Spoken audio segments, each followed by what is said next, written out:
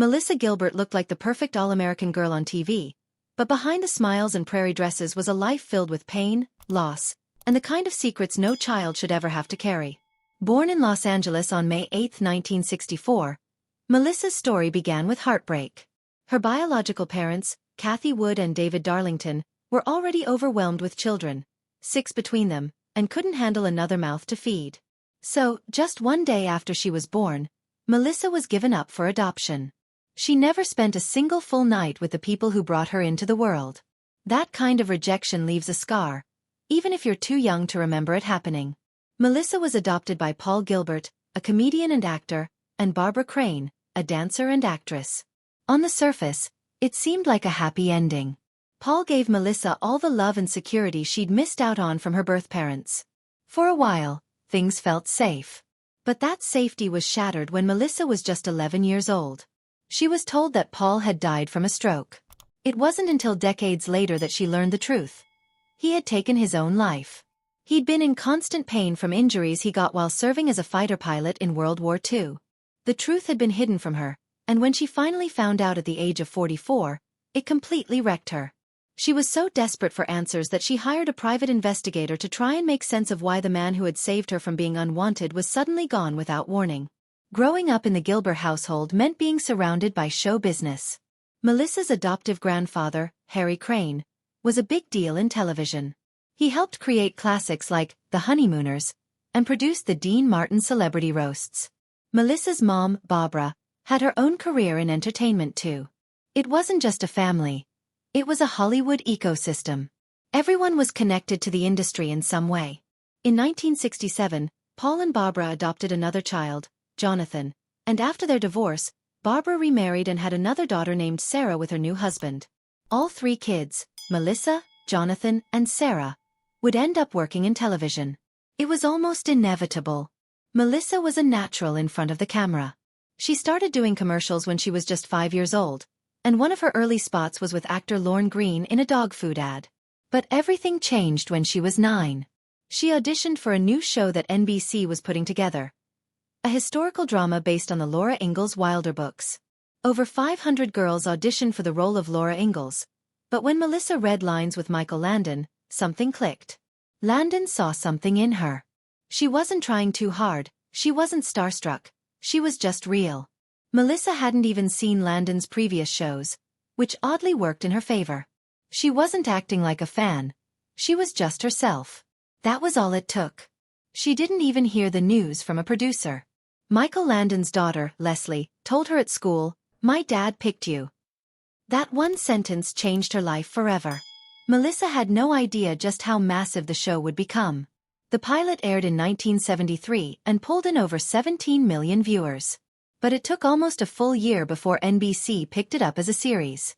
Once it did, it became a cultural juggernaut. Little House on the Prairie aired from 1974 to 1983, and Melissa was at the heart of it from beginning to end. She was only 10 when the series started, and by the time it ended, she was 19. America watched her grow up in real time, losing baby teeth, going through puberty, falling in love. Her final audition for the show had required her to act out a scene where she had to say goodbye to her dog. It was so real and raw that it moved Michael Landon to tears. That kind of emotional honesty became her trademark. Life on set wasn't as easy as the show made it look. Melissa had to juggle acting with schoolwork, all while growing up in front of millions. The child actors had tutors on set, but there was still a lot of pressure. Despite the busy schedule, Melissa took on other major roles during her time on Little House. She played Helen Keller in The Miracle Worker when she was just 15 and got nominated for an Emmy. She also played in Frank in another powerful production. These roles showed that she wasn't just a cute face on a family show, she had serious talent. Playing Laura Ingalls wasn't just another job for Melissa. It shaped her entire identity. The values of the character, resilience, kindness, and strength, became part of who she was. By the time the series wrapped, Melissa and Laura felt like the same person. It wasn't just about playing a role. Laura had raised her just as much as any adult in her life had. Then came one of the most controversial moments in the show's history. The introduction of Almanzo Wilder, Laura's love interest. Dean Butler was cast in the role. He was 23. Melissa was only 15. The 8-year age gap wasn't just uncomfortable, it was alarming, especially on a show meant for families. Melissa had hoped for a co-star closer to her age. Instead, she had to film romantic scenes with a grown man. Her first on-screen kiss with Butler was also her first real kiss, watched by the entire crew and her own mother, who cried as it happened. Melissa begged Landon to change the script. She wasn't ready. But her pleas were ignored. Fans were divided. Some were charmed by the romance, but many were horrified. Letters poured in, calling out the decision to pair a teenage girl with an adult man. Dean Butler later admitted the setup was inappropriate and that it would never be allowed today. Still, the Sweet 16 episode became one of the most watched of the entire series. It won awards and boosted ratings, but it came at a high emotional price for the girl in the middle of it all. As Melissa's on-screen life looked more and more perfect, her real life started to fall apart. The pain of abandonment, the pressure of fame, and the trauma of her childhood all caught up to her. By the time she was a teenager, she was already drinking. As an adult, she was downing 2 bottles of wine a night. Alcohol was her way of numbing everything she didn't want to feel. Later, she also turned to cocaine, trying to block out the loneliness that came with being a child star who never really got to be a child. Things got so bad that her relationships and parenting began to suffer. The moment that changed everything was when her son asked her to stop drinking. That was her wake-up call. She joined Alcoholics Anonymous and started the long process of recovery. For the first time, she found a space where people were honest, where stories weren't polished or scripted. But not all of her struggles came from within. In the early 90s, Melissa auditioned for Oliver Stone's film, The Doors. What happened there was something she never forgot.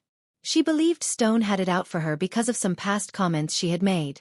He gave her a humiliating scene to perform, and she was left alone in a room with Stone and another actor. The entire thing felt like punishment, and she walked out of that audition in tears. Stone denied anything inappropriate, but for Melissa, the damage was done. Her romantic life didn't bring much peace either. She married Beau Brinkman in what seemed like a whirlwind love story, but it quickly turned into a nightmare. Beau was emotionally abusive, an alcoholic, and cheated on her constantly. One of the most crushing betrayals came when he allegedly slept with Shannon Doherty, Melissa's former co-star from Little House, who had once looked up to her like a big sister. But nothing compared to what happened after she gave birth to their son Dakota via C-section. Just days after bringing their baby home, Melissa caught Beau having sex with another woman on their couch. And not just any woman, a sex worker. Melissa was still recovering from surgery, caring for a newborn, and dealing with yet another betrayal. Beau didn't even pretend to be sorry. He blamed her for not being sexually available. That moment sealed the end of their relationship. Through everything, the fame, the loss, the addiction, and the betrayal, Melissa Gilbert kept going. Her life behind the scenes was nothing like the cozy, picture-perfect world of Walnut Grove. She had seen Hollywood's darker side up close, and it nearly broke her. But it didn't. Melissa survived. She wrote a brutally honest memoir, spoke openly about her addiction, and used her story to bring attention to how child actors are treated in the industry. Her story is more than just a cautionary tale. It's a reminder that what we see on screen is never the whole picture. The sweet-faced girl playing Laura Ingalls was fighting battles no one saw. She was trying to hold herself together while the world expected her to be perfect. And despite everything, she came out on the other side stronger. If you were ever a fan of Little House on the Prairie, or you just grew up watching Melissa Gilbert on your screen, now you know the truth behind the smiles. Her life wasn't simple or soft. But through all the pain and pressure, she's still standing. And that might just be the most powerful story of all.